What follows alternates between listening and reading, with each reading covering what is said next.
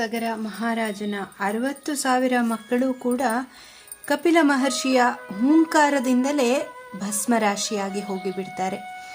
ಇತ್ತಲಾಗಿ ಬಹಳ ದಿನಗಳು ಕಳೆದರೂ ತನ್ನ ಮಕ್ಕಳು ಬರದೇ ಇದ್ದುದನ್ನು ತಿಳಿದು ಸಗರನು ದಿವ್ಯ ತೇಜಸ್ಸಿನಿಂದ ಕಂಗೊಳಿಸುತ್ತಿದ್ದಂತಹ ಮೊಮ್ಮಗನಾದ ಅಂಶುಮಂತನಿಗೆ ಹೇಳಿದ, ನೀನು ವಿದ್ಯಾಸಂಪನ್ನನು, ಶೂರನು, ನಮ್ಮ ಪೂರ್ವಜರಂತೆ ಅಮಿತವಾದ ತೇಜಸ್ವಿಯೂ ಆಗಿದ್ದಿ. ನೀನು ಈಗಲೇ ಹೊರಟು ನಿನ್ನ ಚಿಕ್ಕಪ್ಪಂದಿರು ಏನಾದರೂ, ಎಲ್ಲಿಗೆ ಹೋದರು, ಕುದುರೆಯು ಎಲ್ಲಿದೆ, ಅಶ್ವವನ್ನು ಅಪಹರಿಸಿದವರು ಯಾರು, ಇವೆಲ್ಲವನ್ನು ತಿಳಿದು ಬಾ. ನೀನು ನಿನ್ನ ಚಿಕ್ಕಪ್ಪಂದಿರನ್ನು ಹುಡುಕಲು ಪಾತಾಳ ಲೋಕಕ್ಕೆ ಹೋಗಬೇಕಾಗಿದೆ. ಏಕೆಂದರೆ ಪೃಥ್ವಿಯ ಯಾವ ಕಡೆಗಳಲ್ಲಿಯೂ ಅಶ್ವಮೇಧದ ಅಶ್ವವು ಸಿಕ್ಕಲಿಲ್ಲ ಎಂಬುದನ್ನು ಕೇಳಿ ಭೂಮಿಯನ್ನು ಸೀಳಿಯಾದರೂ ಅಶ್ವಮೇಧದ ಅಶ್ವವನ್ನು ಹುಡುಕಿ ತನ್ನಿರೆಂದು ನಾನು ಅವರಿಗೆ ಆಜ್ಞಾಪಿಸಿದ್ದೆ. ಹಾಗಾಗಿ ಅವರು ಭೂಮಿಯನ್ನು ಅಗೆದು ಪಾತಾಳಕ್ಕೆ ಹೋಗಿರಬಹುದು. ಭೂಮಿಯ ಒಳಭಾಗದಲ್ಲಿ ಮಹಾವೀರ್ಯ, ಮಹಾಸತ್ವಗಳಿಂದ ಕೂಡಿರುವ ಅನೇಕ ಪ್ರಾಣಿ ವಿಶೇಷಗಳಿವೆ. ಅವುಗಳನ್ನು ಧ್ವಂಸ ಮಾಡುವ ಸಲುವಾಗಿ ಕತ್ತಿಯನ್ನು ಮತ್ತು ಧನುರ್ಬಾಣಗಳನ್ನು ತೆಗೆದುಕೊಂಡು ಹೋಗು. ಪೂಜಾರ್ಹರಾದವರನ್ನು ಪೂಜಿಸಿ ಅಭಿವಾದನ ಮಾಡಿ ಅಶ್ವಾಹರಣಕ್ಕೆ ವಿಘ್ನ ಮಾಡಲು ಬಂದವರನ್ನು ಸಂಹರಿಸಿ ಸಿದ್ಧಾರ್ಥನಾಗಿ ಅಶ್ವ ಸಮೇತನಾಗಿ ಹಿಂದಿರುಗು. ನಾನು ಆರಂಭಿಸಿರುವ ಈ ಯಜ್ಞವನ್ನು ಪೂರ್ಣಗೊಳಿಸು. ಮಹಾತ್ಮನಾದಂತಹ ಸಗರ ಅಂಶುಮಂತನಿಗೆ ಹೀಗೆ ಎಲ್ಲ ವಿಷಯಗಳನ್ನು ಹೇಳಿದ ನಂತರ ಶೀಘ್ರಗಾಮಿಯಾದಂತಹ ಅಂಶುಮಂತ ಸಗರನ ನಿರ್ದೇಶನದಂತೆಯೇ ಖಡ್ಗವನ್ನು ಧನುರ್ಬಾಣಗಳನ್ನು ತೆಗೆದುಕೊಂಡು ಅಶ್ವಾಹರಣಕ್ಕಾಗಿ ಹೊರಟ. ರಾಜನ ಅಪ್ಪಣೆಯಂತೆ ಅಂಶುಮಂತನು ಮಹಾತ್ಮರಾದ ತನ್ನ ಪಿತೃಗಳಿಂದ ಅಗೆಯಲ್ಪಟ್ಟಿದ್ದ ಮಾರ್ಗದ ಮೂಲಕವಾಗಿಯೇ ಭೂಮಿಯ ಕೆಳಕ್ಕೆ ಹೋದ. ಸಗರನ ಮಕ್ಕಳು ಭೂಮಿಯನ್ನು ಅಗೆಯುತ್ತಿದ್ದಾಗ ಸಂದರ್ಶಿಸಿದ್ದಂತೆಯೇ ದೇವ, ದಾನವ, ರಾಕ್ಷಸರಿಂದಲೂ ಪಿಶಾಚ, ಪತಗ, ಸರ್ಪಗಳಿಂದಲೂ ಪೂಜಿಸಲ್ಪಡುವ ವಿರೂಪಾಕ್ಷ ಎಂಬಂತಹ ದಿಗ್ಗಜವನ್ನು ಅದೇ ಮಾರ್ಗವಾಗಿ ಹೊರಟ ತೇಜಸ್ವಿಯಾದ ಅಂಶುಮಂತನೂ ಕೂಡ ಕಾಣುತ್ತಾನೆ. ದಿಗ್ಗಜಕ್ಕೆ ಪ್ರದಕ್ಷಿಣೆ ನಮಸ್ಕಾರವನ್ನ ಮಾಡಿ ಅದರ ಕುಶಲವನ್ನು ಕೇಳಿ ತನ್ನ ಪಿತೃಗಳ ವಿಷಯವಾಗಿಯೂ ಮತ್ತು ಅಶ್ವಾಪಹಾರಕನ ವಿಷಯವಾಗಿಯೂ ಪ್ರಶ್ನಿಸಿದ. ಮಹಾಮತಿಯಾದ ವಿರೂಪಾಕ್ಷ ದಿಗ್ಗಜವು ಅಂಶುಮಂತನಿಗೆ ಉತ್ತರಿಸಿತು, ನೀನು ಕೃತಾರ್ಥನಾಗಿ ಅತ್ಯಲ್ಪ ಕಾಲದಲ್ಲಿಯೇ ಕುದುರೆಯೊಡನೆ ನಿನ್ನ ತಾತನನ್ನು ಸೇರಲಿದ್ದಿ ಎಂಬುದಾಗಿ. ವಿರೂಪಾಕ್ಷ ದಿಗ್ಗಜದ ಮಾತನ್ನು ಕೇಳಿದಂತಹ ಅಂಶುಮಂತ ಅಲ್ಲಿಂದ ಮುಂದೆ ಅದೇ ಮಾರ್ಗದಲ್ಲಿ ನಡೆದು ದಕ್ಷಿಣ, ಪಶ್ಚಿಮ ಮತ್ತು ಉತ್ತರ ದಿಕ್ಕುಗಳ ದಿಗ್ಗಜಗಳಾದಂತಹ ಮಹಾಪದ್ಮ, ಸೌಮನಸ, ಭದ್ರಗಳೆಂಬ ಆನೆಗಳನ್ನು ಯಥಾಕ್ರಮವಾಗಿ ಸಂದರ್ಶಿಸಿ ಪೂಜಿಸಿ ಹಿಂದೆ ವಿರೂಪಾಕ್ಷ ದಿಗ್ಗಜವನ್ನು ಕೇಳಿದಂತೆಯೇ ಅವುಗಳನ್ನು ಕೂಡ ಪ್ರಶ್ನಿಸ್ತಾನೆ ಅಂಶುಮಂತ. ನನ್ನ ಪಿತೃಗಳು ಎಲ್ಲಿದ್ದಾರೆ, ಅಶ್ವ ಎಲ್ಲಿದೆ, ಅಶ್ವವನ್ನು ಅಪಹರಿಸಿದವರು ಯಾರು, ದಯವಿಟ್ಟು ತಿಳಿಸಿರಿ ಎಂಬುದಾಗಿ ಕೇಳ್ಕೊಳ್ತಾನೆ. ಮಾತಿನಿಂದಲೇ ಹೃದಯದ ಇಂಗಿತವನ್ನು ತಿಳಿಯಲು ಸಾಮರ್ಥ್ಯವುಳ್ಳ ಮತ್ತು ಯಾರೊಡನೆ ಹೇಗೆ ಮಾತನಾಡಬೇಕು ಎಂಬುದರಲ್ಲಿ ವಿಶೇಷವಾದಂತಹ ಪ್ರಾವೀಣ್ಯವುಳ್ಳ ದಿಗ್ಗಜಗಳಿಂದ ಅಂಶುಮಂತನು ಸಮ್ಮಾನಿತನಾದನು.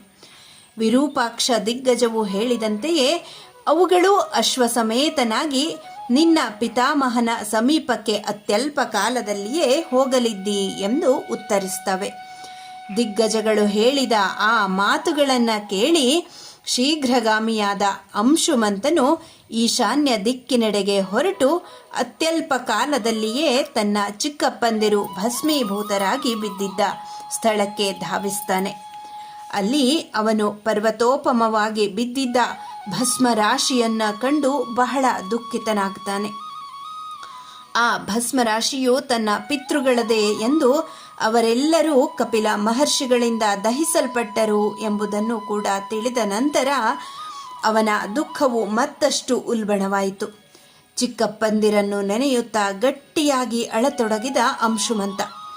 ದಾರುಣವಾದ ದುಃಖದಿಂದ ಶೋಕಿಸುತ್ತಿದ್ದ ಅಂಶುಮಂತನು ಅದೇ ಸಮಯದಲ್ಲಿ ತನಗೆ ಸ್ವಲ್ಪವೇ ದೂರದಲ್ಲಿ ಅತ್ತಲಿತ್ತ ಸಂಚರಿಸುತ್ತಿದ್ದಂತಹ ಅಶ್ವವನ್ನು ಕಾಣುತ್ತಾನೆ. ಆ ನಂತರ ಅಂಶುಮಂತ ತನ್ನ ಪಿತೃಗಳಿಗೆ ಸಲಿಲ ಕ್ರಿಯೆಗಳನ್ನು ಮಾಡಬೇಕೆಂದು ಇಚ್ಛಿಸಿ ನೀರನ್ನು ಅರಸಿಕೊಂಡು ಬಹಳ ದೂರದವರೆಗೂ ನಡೆದು ಹೋಗ್ತಾನೆ. ಜಲಾಶಯವೇ ಕಾಣುವುದಿಲ್ಲ.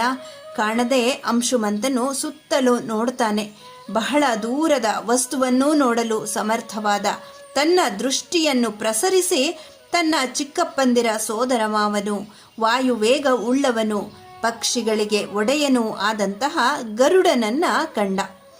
ಮಹಾಬಲನಾದ ಗರುಡನು ಕ್ಷಣ ಮಾತ್ರದಲ್ಲಿ ಅಂಶುಮಂತನ ಸಮೀಪಕ್ಕೆ ಬಂದು ಹೇಳಿದ, ಅಂಶುಮಂತ, ಇವರ ವಧೆಗಾಗಿ ನೀನು ದುಃಖಿಸುವ ಕಾರಣ ಇಲ್ಲ. ಇವರ ವಧೆಯು ಲೋಕಹಿತಕ್ಕಾಗಿಯೇ ನಡೆದಿದೆ.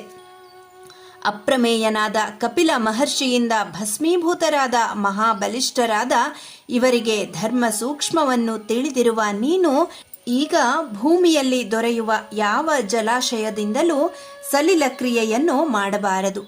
ಹಿಮವಂತನ ಹಿರಿಯ ಮಗಳಾದ ತ್ರಿಲೋಕ ಪಾವನಿಯಾದ ಗಂಗಾದೇವಿ ಇದ್ದಾಳೆ. ಅವಳ ಪವಿತ್ರವಾದಂತಹ ಉದಕದಲ್ಲಿ ನೀನು ಇವರ ಸಲಿಲ ಕ್ರಿಯೆಯನ್ನು ಮಾಡು. ಬ್ರಾಹ್ಮಣನಿಂದ ಭಸ್ಮರಾಶಿಯಾಗಿ ಮಾಡಲ್ಪಟ್ಟ ಇವರನ್ನು ಲೋಕಪಾವನಿಯಾದ ಗಂಗೆಯು ತನ್ನ ಪವಿತ್ರೋದಕದಿಂದ ಮುಳುಗಿಸಿದಾಗ ಇವರ ಪಾಪವು ಪರಿಹಾರವಾಗಿ ಇವರು ಸ್ವರ್ಗಲೋಕಕ್ಕೆ ಹೋಗುತ್ತಾರೆ. ಈಗ ನೀನು ಇಲ್ಲಿರುವ ಅಶ್ವಮೇಧಾಶ್ವವನ್ನು ತೆಗೆದುಕೊಂಡು ಹೋಗು. ಸಗರನು ಆರಂಭಿಸಿರುವ ಯಜ್ಞವು ಪೂರ್ಣವಾಗಲಿ. ಹೀಗೆ ಗರುಡ ಯಾವಾಗ ಈ ಮಾತುಗಳನ್ನು ಹೇಳ್ತಾನೋ, ಈ ಮಾತುಗಳನ್ನು ಕೇಳಿದಂತಹ ಪರಾಕ್ರಮಿಯಾದ ಅಂಶುಮಂತ ಅಶ್ವವನ್ನು ಕರೆದುಕೊಂಡು ಬಹಳ ಶೀಘ್ರವಾಗಿಯೇ ತನ್ನ ರಾಜಧಾನಿಗೆ ಹಿಂದಿರುಗುತ್ತಾನೆ. ಯಜ್ಞದೀಕ್ಷಿತನಾದ ಪಿತಾಮಹನಾದ ಸಗರನನ್ನು ಸಂದರ್ಶಿಸಿ ತನ್ನ ಪ್ರಯಾಣದ ಕಥೆಯೆಲ್ಲವನ್ನು ಯಥಾವತ್ತಾಗಿ ತಿಳಿಸಿದ್ದಷ್ಟೇ ಅಲ್ಲದೆ ಸುಪರ್ಣನು ಹೇಳಿದಂತಹ ಮಾತುಗಳನ್ನು ಯಥಾಶ್ರುತವಾಗಿ ಹೇಳಿದ. ಸಗರನು ಅತಿಘೋರವಾದ ಸಹಿಸಲಿಕ್ಕೆ ಅಶಕ್ಯವಾದಂತಹ ಪುತ್ರರ ವಿನಾಶ ವಾರ್ತೆಯನ್ನು ಅಂಶುಮಂತನಿಂದ ಕೇಳಿ ಆರಂಭಿಸಿದ ಯಜ್ಞವನ್ನು ಕಲ್ಪೋಕ್ತ ಪ್ರಕಾರವಾಗಿಯೂ ವಿಧ್ಯುಕ್ತವಾಗಿಯೂ ಮುಗಿಸಿ ಪಟ್ಟಣ ಪ್ರವೇಶ ಮಾಡುತ್ತಾನೆ. ತನ್ನ ಮಕ್ಕಳ ಸಲಿಲ ಕ್ರಿಯೆಗಾಗಿ ಸ್ವರ್ಗಲೋಕದಲ್ಲಿ ಇದ್ದಂತಹ ಗಂಗಾದೇವಿಯನ್ನು ಭೂಮಿಗೆ ಕರೆತರುವ ಉಪಾಯವು ಎಷ್ಟು ಕಾಲ ಯೋಚಿಸಿದರೂ ಸಗರ ರಾಜನಿಗೆ ಹೊಳೆಯಲೇ ಇಲ್ಲ. ಗಂಗಾವತರಣದ ವಿಷಯವಾಗಿ ಎಷ್ಟು ಯೋಚಿಸಿದರೂ ಉಪಾಯವನ್ನು ತಿಳಿಯದೆ 30,000 ವರ್ಷಗಳ ಕಾಲ ರಾಜ್ಯಭಾರ ಮಾಡಿ ಸಗರ ಮಹಾರಾಜ ಸ್ವರ್ಗಕ್ಕೆ ತೆರಳಿದ. ಇಲ್ಲಿಗೆ ಬಾಲಕಾಂಡದ 41ನೆಯ ಸರ್ಗ ಸಂಪನ್ನಗೊಂಡಿದೆ. ಧನ್ಯವಾದಗಳು.